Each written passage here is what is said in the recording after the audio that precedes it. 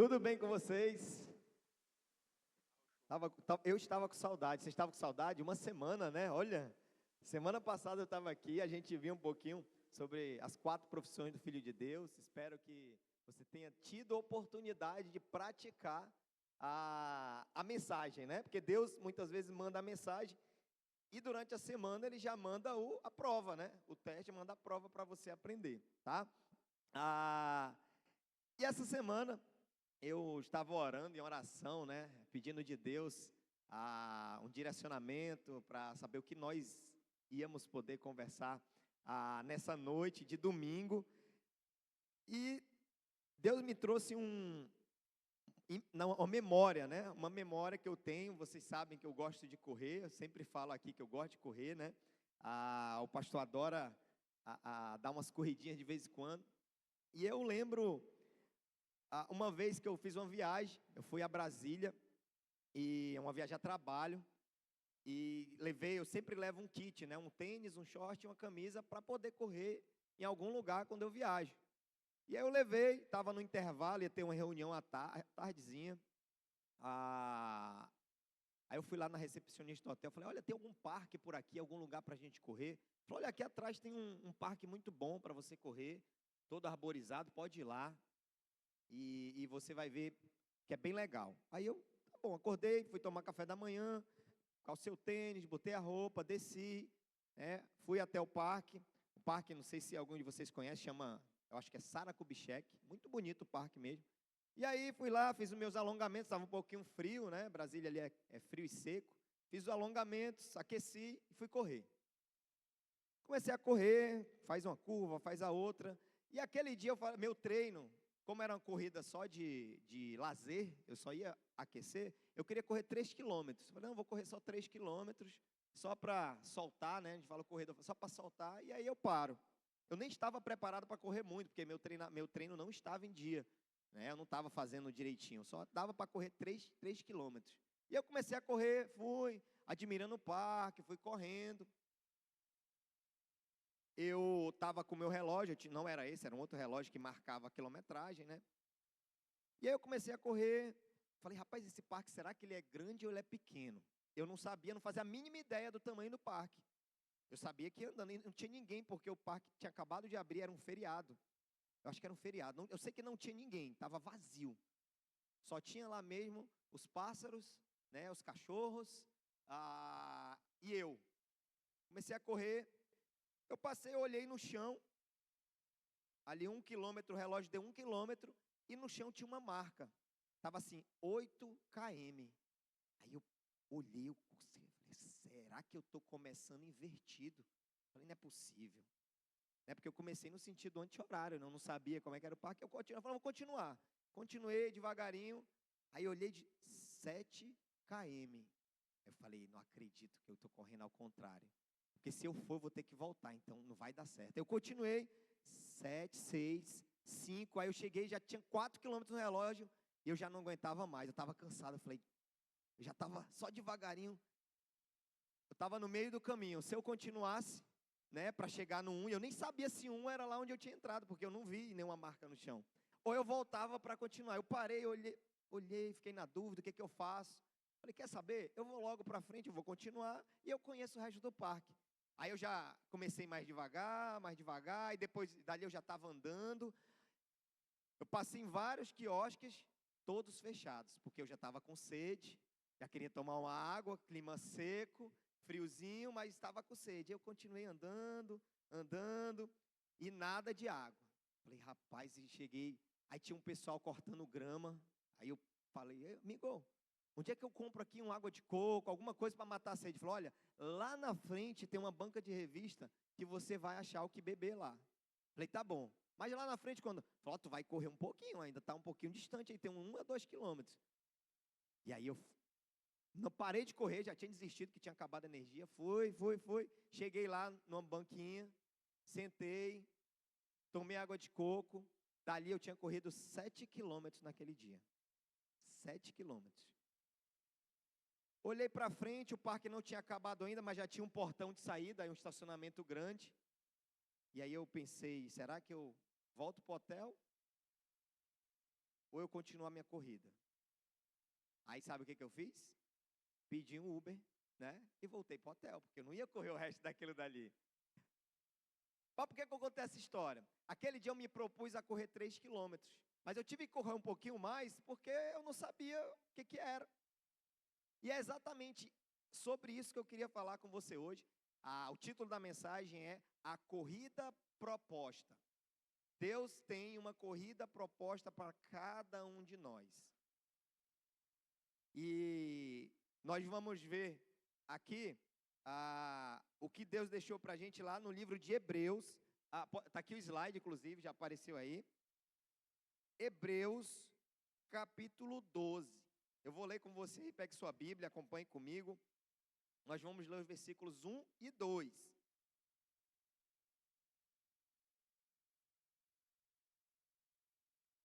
Pode colocar, né? Está aí até o versículo. Vamos lá. Portanto, também nós, uma vez que estamos rodeados por tão grande nuvem de testemunhas, livremo-nos de tudo que nos atrapalha e do pecado que nos envolve, e corramos com perseverança a corrida que nos é proposta. Algum bug aí? Tendo os olhos fitos em Jesus, autor e consumador da nossa fé. Ele, pela alegria que lhe fora proposta, suportou a cruz, desprezando a vergonha, e assentou-se à direita do trono de Deus. Pronto, voltou. Eu estava vendo vocês estavam me vendo? Agora estamos vendo melhor, né? Mas você já pensou sobre qual é a corrida que Deus propõe para a gente? Qual é a corrida que nos é proposta? Antes de eu falar exatamente da corrida, eu gostaria de falar com você exatamente sobre algo que às vezes passa batido antes da corrida, né? A Bíblia, ela diz aqui que nós somos rodeados por uma grande nuvem de testemunhas. E claro, as testemunhas também são as pessoas que estão à sua volta. Mas nesse caso aqui, se você voltar no livro de Hebreus, lá em Hebreus 11, que fala do rol dos heróis da fé. Você já ouviu falar do rol dos heróis da fé? Está lá em Hebreus 11. E quando o escritor de Hebreus, né, que segundo a maioria foi Paulo que escreveu, mas existe uma pequena divergência, tá? Ele fala, lembra que ele fala, pela fé Abel ofereceu a Deus um sacrifício superior de Caim, pela fé Enoque foi arrebatado, pela fé Noé, Abraão, Isaac, Jacó, José, Moisés, e fala todos aqueles. É exatamente, e aí lá no final do Hebreus 11, no 39, ele diz assim, todos estes receberam bom testemunho por meio da fé. No entanto, nenhum deles recebeu o que havia sido prometido. E o que é que a gente vê aqui? É que as testemunhas que o escritor fala, é exatamente os heróis da fé. Por quê? Esses heróis da fé já estão no céu. Eles já subiram. O que Deus diz aqui para a gente é, olha, já tem muita gente que já está no céu, que já viu o que é a fé, que a nossa fé termina em coisa boa. Inclusive ele fala no capítulo 1, a fé é a certeza daquilo que esperamos e a prova das coisas que não vemos. Então Deus permitiu, né, que eles pudessem ficar de testemunhas para nós que estamos aqui. E ele diz assim, olha, está vendo esse povo aqui, os heróis da fé? Eles provaram. E você sabe a história de muitos deles, sabe o sofrimento de muitos deles, né? Eles provaram que o que você está vivendo logo, logo vai acabar. Logo, logo você vai estar com um monte de pessoas lá. E esses heróis da fé estão torcendo por você, dizendo assim, ei, não desista não. A vida com Deus é muito boa, não desista não. É isso que os heróis da fé falam para a gente. Eu lembro, primeira vez que eu corri uma maratona. Primeira vez. Meu sonho era correr uma maratona. E aí eu fui correr a primeira vez. 2023, eu acho. Foi agora, recém, 2023. Eu queria só terminar. Eu falei assim, eu só quero terminar a maratona. Eu não queria terminar rápido, correr rápido. Eu só queria assim, bom, eu quero correr uma maratona, chegar antes de fechar os portões, né? O regulamento diz, em algumas provas, né, que você tem até 6 horas, ou daqui de Manaus, até 6 horas para terminar. Eu olhei e falei, bom, eu acho que em 6 horas eu consigo terminar. Então, meta, terminar a maratona em 6 horas, chegar lá no final e pegar a medalha. Me preparei, sim, pouquinho, me preparei um pouquinho, não preparei muito não, me preparei, fui correr. Corri, é difícil. Olha, é difícil correr uma maratona, vou falar para vocês, não é fácil não. Alguém aqui já correu uma maratona? Quem já correu uma maratona aqui? Tem alguém? Tem, ó, o Raulzão lá atrás, aqui os três, maratona, 42 quilômetros, tá? A maratona, deixa eu explicar para você, porque às vezes a gente confunde, ela pensou aqui que era 5, mas tá valendo, 5 quilômetros já é muito, né? A maratona são 42 quilômetros, 195 metros, tá? É a maratona, o título maratona. Mas você vê muitas corridas que acontecem hoje. E aí eu me propus a correr esses 42 quilômetros. Quando chegou no quilômetro 30, já tinha 4 horas e um quebrado. Ladeira do São Jorge. Você sabe o São Jorge, quem gosta de São Jorge, né? A ladeira do São Jorge, aquela ladeirinha ali. O relógio descarregou. E aí eu fiquei sem controle do tempo. Eu já estava, anda e corre, anda e corre, anda e corre. Chega um momento que suas pernas não respondem mais, eu só tinha que andar. E eu já estava mais ou menos na Ponta Negra, lá na Ponta Negra, já na Jardim das Américas, naquela avenida, perto daquela igreja. E aí eu olhei no relógio, não tinha, eu perguntei o horário de um corredor que passou, ele falou, olha, são 10 horas. E 10 horas era a hora que daria o meu tempo. Quando ele falou assim, são 10 horas, eu murchei. Falei, poxa, não consegui terminar a maratona em 6 horas. Vou chegar lá, já tiraram tudo. Mas tudo bem, Senhor, obrigado, pelo menos eu estou chegando no final. Eu estava lá, né, chutando lata, como diz outro. E eu continuei andando. Aí eu cheguei, passei ali na água de coco, aí chegou na bola. Sabe a bola da Ponta Negra ali, onde botam a árvore de Natal? Aí tem umas árvorezinhas, não lembra exatamente da cena, tem uma foto eu tirei, assim, uma foto na memória, né? Tem umas árvores que eram pequenas, agora já estão maiores, acho que era até uma mangueira. Aí tinha uma mãe com uma criança, da torcida ali por alguém, e eu vim andando. Mas eu vim andando a um passo firme, eu não parei de andar, eu continuei andando numa boa velocidade. Aí ela olhou assim, vai, continua. Aí o garotinho, eu lembro que o garotinho tinha um colar, sabe o colar de criança autista? Inclusive ele tinha um colarzinho aqui colorido. Aí ele, vai tio, não para não. Ainda não deu 10 horas. Eu parei assim, hã? Aí eu falei, que horas são? Ele falou, olha, eram 9h52, se eu não me engano. Ou era 9h50 e pouco, faltava pouco tempo. 9h50, eu olhei assim, aí olhei o final, tinha uns 600 metros. Gente, aquilo me deu um gás. Aí eu, porra, as pernas não respondiam mais, eu fui correndo. Cheguei lá. Quando eu cheguei lá, a primeira coisa que eu fui procurar foi meu tempo. Aí eu olhei lá o tempo, peguei o QR Code, que você bota o QR Code, escaneia e saiu o tempo. 5 horas, 58 minutos e alguns segundos. Gente, eu falei, obrigado, Senhor. Mas quase que eu desisto no final. E hoje eu quero trazer para você que nós estamos vivendo uma corrida, né, a nossa corrida da fé, mas a nossa corrida ela tem 3 fases na nossa vida. Na vida de todos os seres humanos, tá? A primeira fase da nossa corrida, que é o que a gente vai conversar um pouquinho agora, ela é assim, quando você nasceu, na verdade a Bíblia diz que antes de você nascer, Deus já tinha te planejado. Ele já sabia quem ia ser você, ele sabia como é que seria a Maria, o João, o Ricardo, o Luciano. Ele sabia. Deus, gente, fez o universo. Ele colocou tudo no lugar dele. E ele sabia onde você estaria, como você seria. Ele planejou tudo. Ele planejou a cor do seu cabelo, a cor dos seus olhos. Ele planejou a cor da sua pele. como seria seu cabelo, né? Às vezes tem mulheres que não gostam do cabelo, né?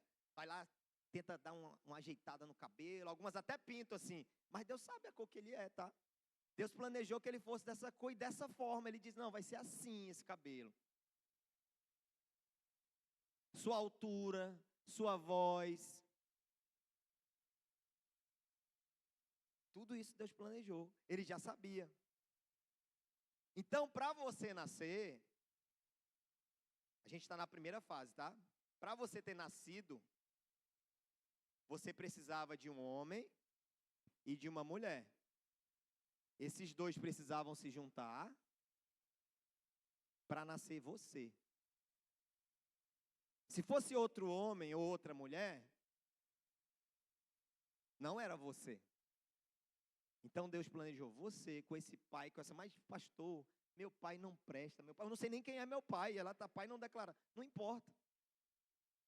Tinha que ser esse cafajeste aí, né? Tinha que ser. Pastor, meu pai está lá no presídio, ele não presta, mas tinha que ser ele. Não foi Deus que fez ele não prestar, né? Isso a gente sabe que o mundo está caído, o pecado está aí, o mundo está perdido. Então você mesmo que, mas meu pai é isso, tinha que ser. Então ele planejou você e tinha que ter o homem, a mulher, o pai e a mãe que está aí do seu lado. Mesmo, vocês, os adolescentes aqui, cadê os adolescentes? Os adolescentes ficam tudo aqui na biqueira, né? Eles obrigam vocês a ficar aqui, é? Não? Rapaz, eu acho muito estranho adolescente sentar aqui, parece que, bora, senta aí, fica aí quietinho. Rapaz, esses adolescentes são muito espirituais, olha, top, parabéns, quem senta na frente aprende mais. Enfim, foi papai e mamãe que vocês têm aí, olha, ele está olhando para ele, está ali, ó, foi minha mãe que obrigou, já denunciou, ele já te olhou de rabo de olho ali, ó. Ele olhou aqui, senhora me obrigou, o pastor descobriu, tá vendo? Pelo menos é coisa boa, tá? Enfim, cadê os jovens? Jovens, levanta a mão aí, jovem. Olha aí, hoje o jovem misturou, né? Tem jovem lá, tem jovem cá. Foi o seu pai e sua mãe que tem aí, que Deus lhe deu, às vezes pega no seu pé, às vezes é chato, não deixa você sair, controla suas redes sociais, seu celular, mas foi Deus que colocou ele, senão você não tinha nascido. Então tem que ser grato por esse pai e por essa mãe, senão você não estaria aqui hoje. Deus precisava desse homem e dessa mulher para fazer você. E a Bíblia diz que Deus escreveu seu nome no livro dos viventes. Alguns aqui, a mãe até escolheu o nome certo, né? Que talvez vá para o livro, mas eu acho que alguns, acho que Deus falou assim, não, quando ele vier a gente vai mudar o nome dele, porque o nome não está muito legal não, né? Eu não sei se sua mãe acertou seu nome ou não, mas Deus já sabe, tá? Deus já sabe. Quando você chegar lá no céu, você vai descobrir o seu verdadeiro nome. Então, independente se você foi planejado ou não, teria que ser aqueles dois. Às vezes eu ouço várias histórias de que, pastor, a minha mãe tentou me tirar da barriga. Porque ela não tinha me planejado. Independente se você foi ou não planejado, Deus queria você para nascer. E essa primeira etapa que eu estou conversando com você é a primeira fase, é o ser humano. Você se torna ser humano. Então, nesse nascimento, as células do seu pai e da sua mãe se juntaram por meio do sexo e formaram você. Lá em João 3, Jesus até fala para Nicodemo, mas como eu posso nascer, Jesus, sendo tão grande? Então, dentro do ventre da sua mãe, lá no útero dela, você foi se formando. Estava lá no forninho, né? As mães falam, estava assando, estava lá no forninho crescendo, estava ali naquele tempo, passaram 9 meses, alguns não passaram 9 meses, né? Alguns só passaram 7. Tem alguém de 7 meses aqui? A minha esposa é de 7 meses, olha. O pessoal de 7 meses é meio apressado, né? Parece que é 7 meses mesmo, né? Tu tem 10 minutos, mas com eles só são 7. Então, bora, o pessoal é meio apressado. Minha esposa também é de 9 meses. E alguns passaram lá 9 meses, 7 meses, pegando as características, né? Eu não sei como é que foi seu parto.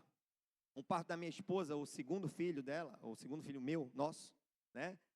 Foi bem complicado, o Davi. O primeiro foi tranquilo, mas o segundo foi naquela época da pandemia, né? E aí pegava Covid, e tinha uns exames para fazer, ela teve que tomar aquela injeção, uma injeção para prevenir a trombose. Todo dia ela alternava os lados, eu via o sofrimento dela. Foi uma gestação bem difícil e um parto um pouquinho complicado. Eu não sei como foi esse parto, se foi, né, o seu parto. Quem é mãe aqui? Cadê as mamães de plantão aí? Olha aí, um monte de mamãe, né? Eu não sei como que foi o seu parto. Uns são difíceis, outros são mais fáceis. Mas todos esses partos aí precisam nascer. Por quê? Porque é o nascimento que Deus planejou de você ser humano. Você precisava do pai e da mãe, precisava gestar dentro de uma barriga para nascer. Todos nós aqui passamos por a barriga de uma mãe. E aí, a partir do momento que você entra nesse mundo, nasceu. Ué, ué, ué. Aí a gente começa a segunda fase. Falei a primeira, agora eu vou falar a segunda para você. A segunda fase. E a segunda fase é você pode nascer do Espírito e se tornar filho de Deus. João 1,12, contudo, aos que receberam, aos que crerem em seu nome, deu-lhes o direito de se tornarem filhos de Deus, a saber, aos que creem em seu nome, Jesus. E assim como os nascimentos naturais, que a gente falou na primeira etapa, podem ser difíceis, nessa segunda etapa também, para alguns, o nascimento é difícil. É o nascimento espiritual. A gente falou sobre o nascimento natural e agora o nascimento espiritual. Mas não importa se o seu nascimento foi fácil ou difícil. O que nós precisamos aqui é entender que são etapas. Precisamos ter em mente que nessa etapa, nessa segunda etapa que você está, você é ser humano e você tem a oportunidade de também ser filho de Deus. Como? Como é que eu nasço para ser filho de Deus? É fácil, vocês sabem, né? Vocês fazem um com Deus, né? No Introdução à Vida com Cristo, crendo nos fatos, né? Que Jesus veio ao mundo, entregou a vida naquela cruz, pagou os nossos pecados, morreu, ressuscitou, vencendo a morte. E quando, lá Romanos 10, 9, 10, quando eu creio nisso, e crê, né, o Brasil crê, né, muita gente crê nisso, nesses fatos, mas tem o segundo passo, é confessar, falar para Jesus, olha, eu creio e eu te quero em minha vida.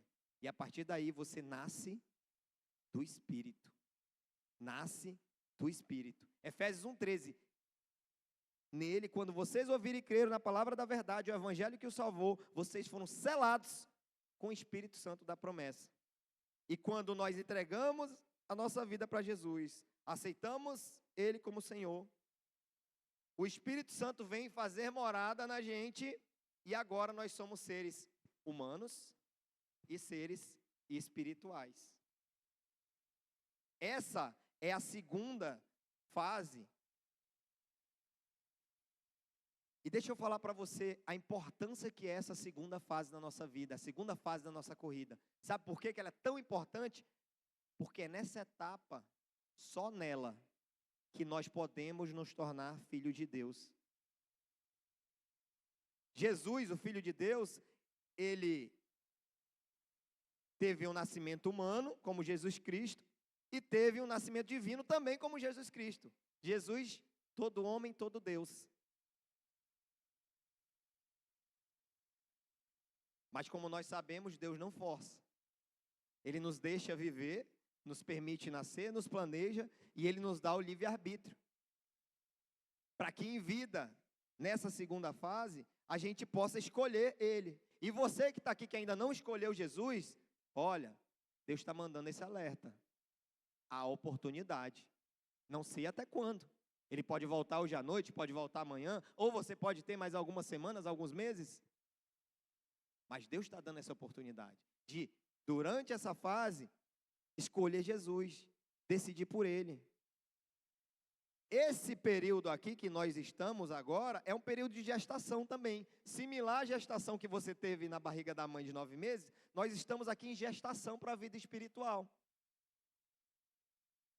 E é só aqui na terra que você pode escolher Jesus.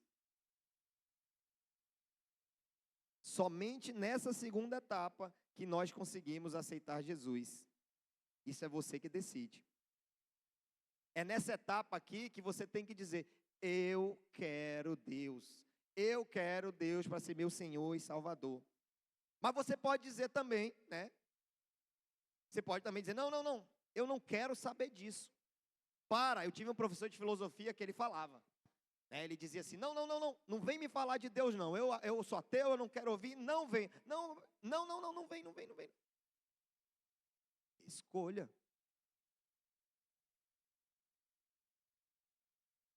Ou você pode fazer como alguns jovens também, como quando ouvem, que dizem assim: não, eu quero mandar na minha vida. Eu quero escolher por mim. Eu quero viver como eu desejo. Eu quero só ser humano, eu não quero negócio de ser espiritual, não. Eu quero só ser humano. Eu vou curtir a vida aqui, vou aproveitar e não quero ninguém mandando no meu nariz. Eu gosto da minha vida de pecado. Eu não quero ninguém mandando em mim. E aí, você diz não para Deus e perde uma grande oportunidade de se tornar filho de Deus. Então, durante essa segunda etapa é a chance para decidir por Jesus. E se você ainda não decidiu verdadeiramente, espero que você decida hoje. É uma oportunidade. Mas não termina por aí não. A gente está aqui na segunda etapa, né? Lembra que são três? Nascimento natural, né? Quando você se tornou ser humano, nasceu da mamãe. Nascimento espiritual. E agora vem a terceira etapa, o terceiro estágio da nossa corrida.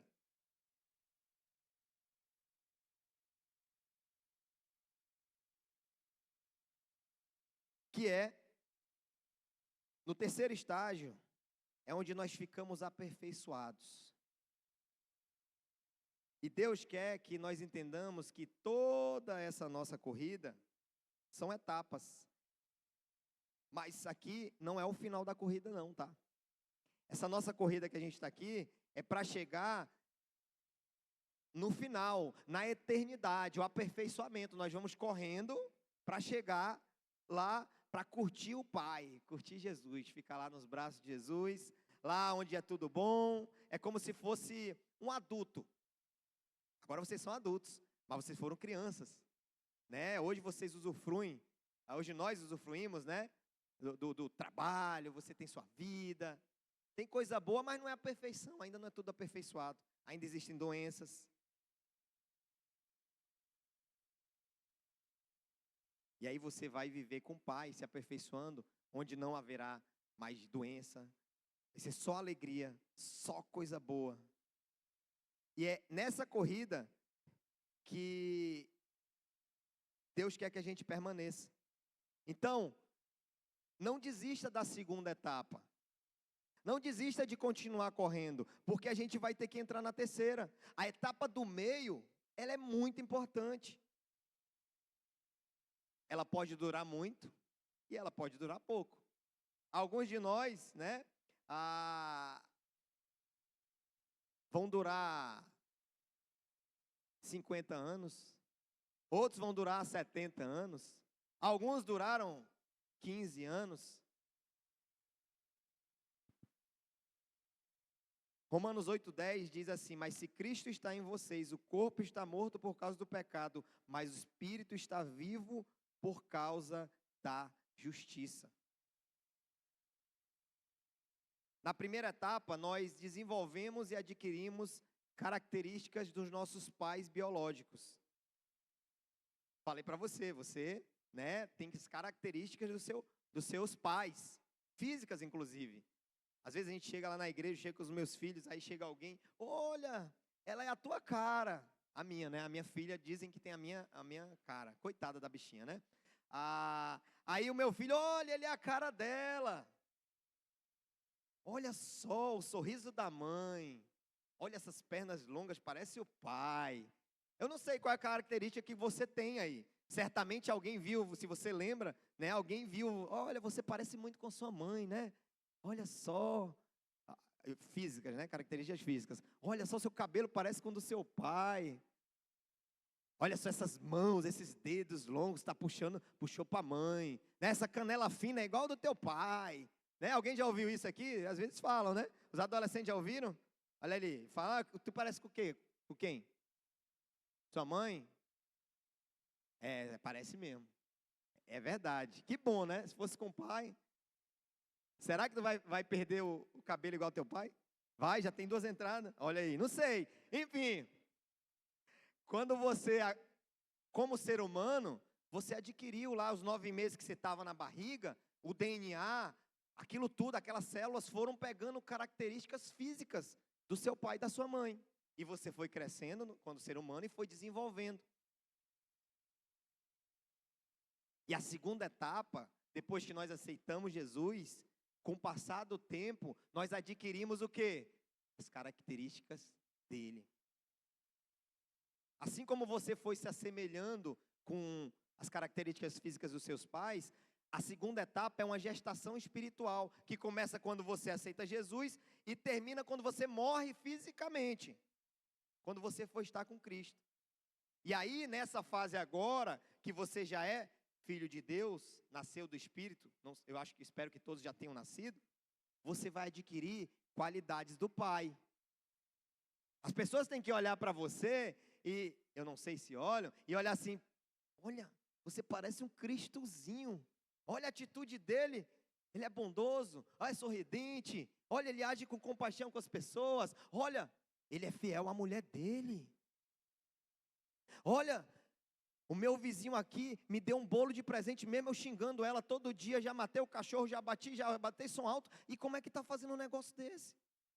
As pessoas vão olhar as características de Jesus na sua vida, e é por isso que nós estamos aqui, é a oportunidade de aceitar Jesus e de se parecer mais com Cristo. Você está hoje adquirindo qualidades, características de Jesus. O que Deus quer é que você seja um ser humano, um ser divino e um adulto amadurecido. Bom, a terceira etapa, né? Eu fiz um intermédio entre segunda e terceira. A terceira etapa vai ser para toda a eternidade. E para as pessoas que disseram sim ou não, vai ter um destino.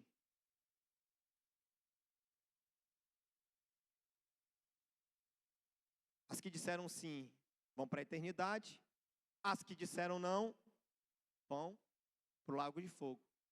Tiveram oportunidade em vida, mas não quiseram. E nós precisamos lembrar que o autor, né, de Hebreus aqui, ele já correu a corrida. A gente viu aqui um monte que já correram a corrida. E eles sabem que vale a pena correr. Paulo, quando escreveu, se foi Paulo, né, mas que escreveu aqui, com o autor, deixa isso para a gente. Ele está dizendo, vale a pena correr. Nós temos testemunhas que viveram com Cristo. Então, continue correndo, você vai chegar bem. Não só chegue no final, mas chegue bem.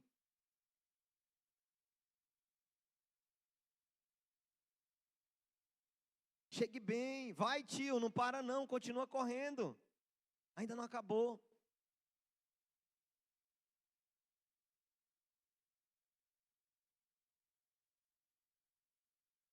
E uma lição para a gente correr bem a corrida.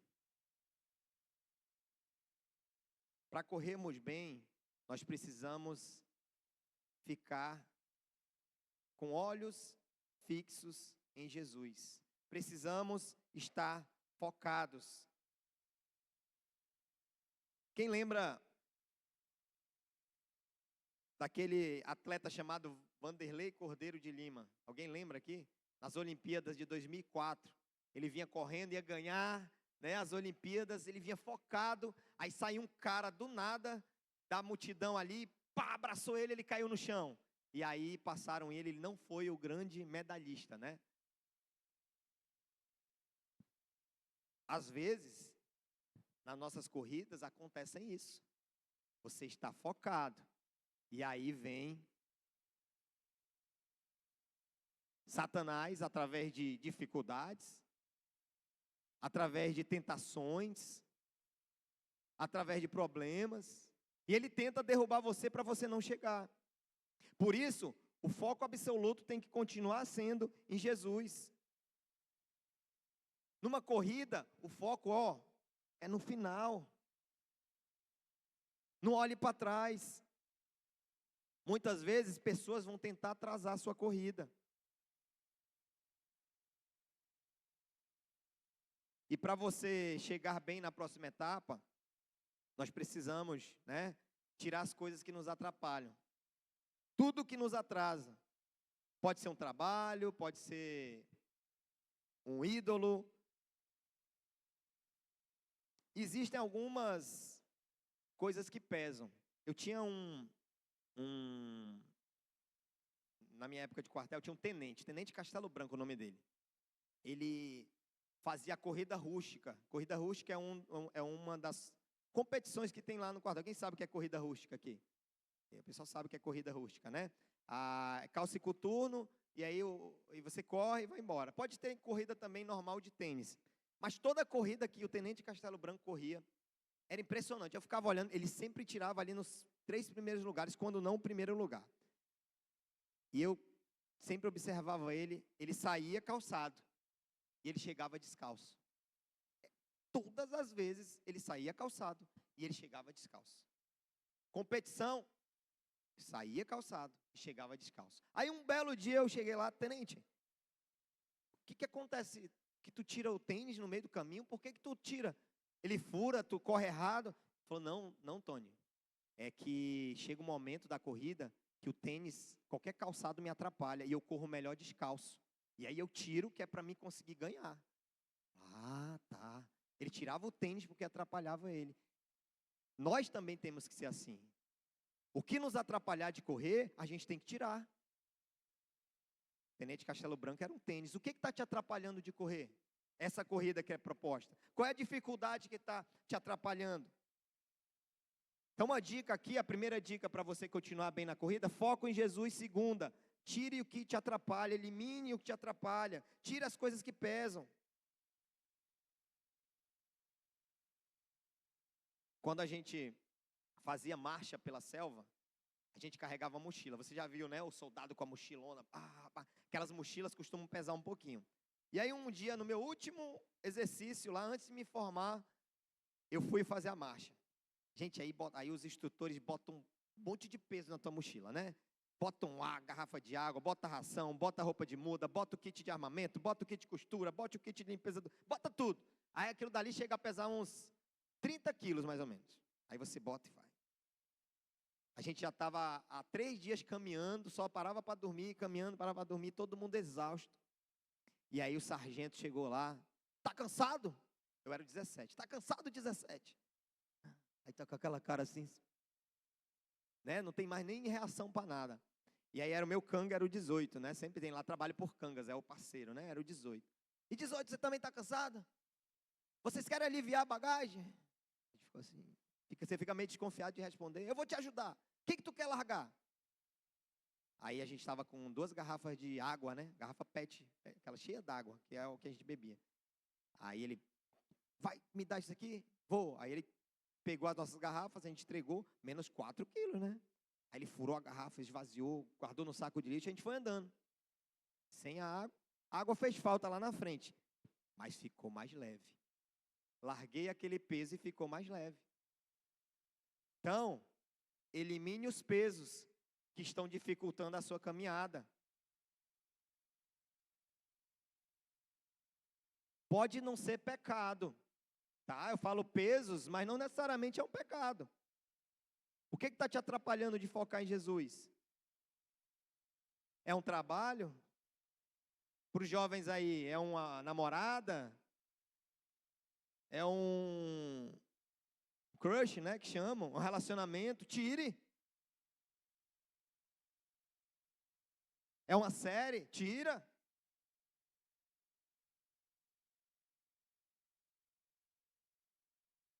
Por exemplo, eu conheço jovens lá, aqui deve ter também, é tudo jovem de Manaus, né? Lá na nossa igreja, muitos jovens, já falei para você que eu trabalho com jovens, que corriam tão bem, estavam subindo assim, na vida cristã, correndo bem, aceitaram Jesus, começaram a crescer, foi. Mas aí vem uma namorada. E aí começa a desandar. Às vezes, só uma armadilha. Casa e se desvia e para de correr. Jovens, é muito importante você escolher bem. Alguém que queira correr a corrida com você. E existem 3 pecados que nos atrapalham de correr bem a corrida que nos é proposta. 3 pecados que podem atrapalhar você na corrida proposta. Que você precisa tirar da sua vida, senão você vai travar. Primeiro pecado, que te atrapalha muito, amargura. Amargura. Gente, a amargura é um pecado que corrói a alma. Ela corrói o seu coração e ela impede você de continuar caminhando. Você não avança na corrida. Sabe, a amargura é aquela mágoa, aquele ressentimento.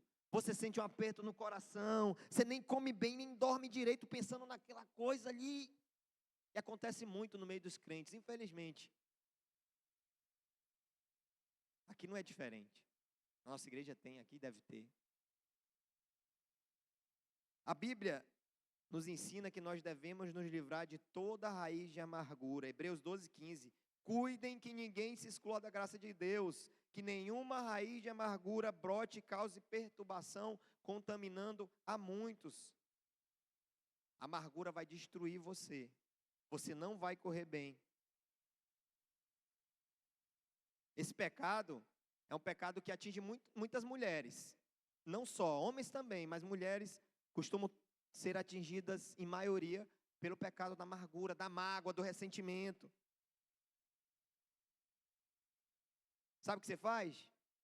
Perdoe. Quer resolver sua mágoa? Perdoe. Não porque essa pessoa merece. Pode ser alguém que não mereça. Eu falei agora de pais, né? Pais ruins, pode ser. Ele não merece o perdão.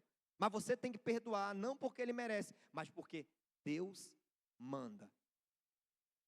E se você é filho de Deus, você quer obedecer, você quer agradar o Pai. Segundo, pecado que nos atrapalha. Imoralidade sexual. Bom, esse atinge mais homens. Mulheres também têm problema, mas mais homens. Hoje, nos jovens, é tudo igual. Tanto o jovem homem como mulher estão lá na nossa igreja no mesmo nível de moralidade sexual. Tem que combater. Mas você sabe, pornografia, adultério, promiscuidade, imoralidade. Eu não vou me aprofundar muito, porque todo mundo sabe. Esse pecado destrói. A imoralidade destrói a sua corrida. Tira o seu foco de Jesus e você não consegue sequer ver o final. Destrói vida, destrói famílias, destrói você. Você não chega bem. Sabe por que não chega bem? Porque você não vai conseguir filtrar os seus olhos, filtrar o que você vê e nem olhar que Jesus está lá na frente. Isso embaça você. Quantos jovens eu vejo, não só jovens, o pecado de imoralidade faz isso, casados também. Ele tira a tua visão lá da frente, porque a única coisa que você consegue ver é o seu prazer momentâneo.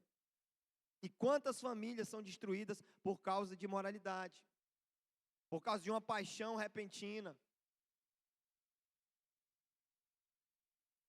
E aqui a Bíblia diz, ela dá uma dica só: fujam da imoralidade sexual.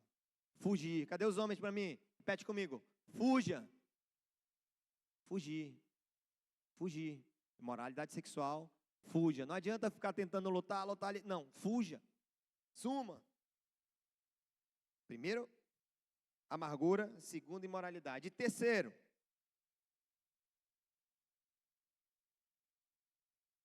profanação. O que é profanação? Profanação nada mais é do que quando eu troco as coisas de Deus por coisas aqui do mundo. Um exemplo de profanação que a gente tem na Bíblia é Esaú, que troca, né? Eu estava conversando com o jovem, antes de vir para cá, eu cheguei em cima do laço. Eu estava aconselhando um jovem lá na igreja, explicando exatamente isso para ele. Eu dei o exemplo de Esaú, inclusive. Esaú trocou a primogenitura dele, os direitos dele, por um prato de sopa. Sopa de quê, adolescentes? Lentilha, né? Muito, que é inteligente, por uma sopa de lentilhas. Por que eu falei para esse jovem isso? Porque, às vezes, a gente pensa que profanação é só... Não, profanação é quando eu trocar minha mulher por outra. Não, profanação é quando eu deixar de ir para a igreja. Profanação acontece no seu dia a dia. Você pode estar profanando nas pequenas coisas. Nós, homens, costumamos ter um Deus chamado dinheiro ou trabalho.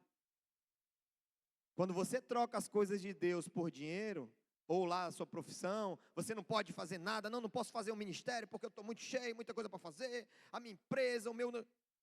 Isso é profanação. Quando você deixa as coisas de Deus pelas coisas do mundo. Deus nos diz que não podemos fazer isso e chegar bem. Se você está cometendo, trocando as coisas de Deus pelas coisas do mundo, você não vai conseguir enxergar bem.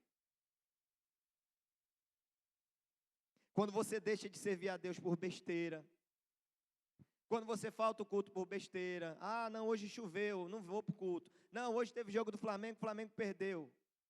Eu não vou para o culto. Não, os flamenguistas estão aí, o flamenguista? Quando perde, nem fala, né? Quando ganha, grita uma gritaria. Pelo menos você veio para o culto, né? Ganha mais vindo para o culto, tá vendo? Pois é.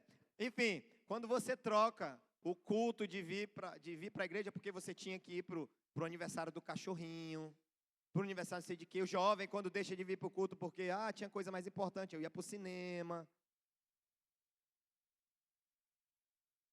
Quando você deixa as coisas temporárias, as coisas transitórias prevalecerem sobre as coisas permanentes que Deus te dá. Saiba que as coisas daqui desse mundo vão passar. As coisas vão queimar.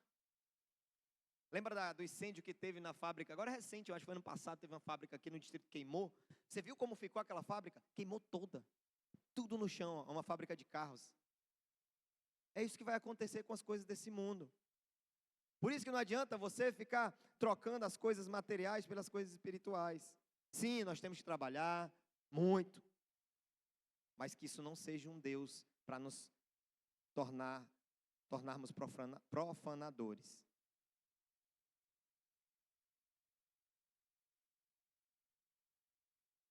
Você precisa se livrar dessas coisas se você quiser correr bem. Eu trouxe um vídeo, era para me ter passado na parte da imoralidade, mas eu vou passar agora porque eu já vou encerrar, eu vou passar o vídeo e falar uma última frase. O vídeo está aí, o vídeo da águia. Está aí, pronto? Pode soltar.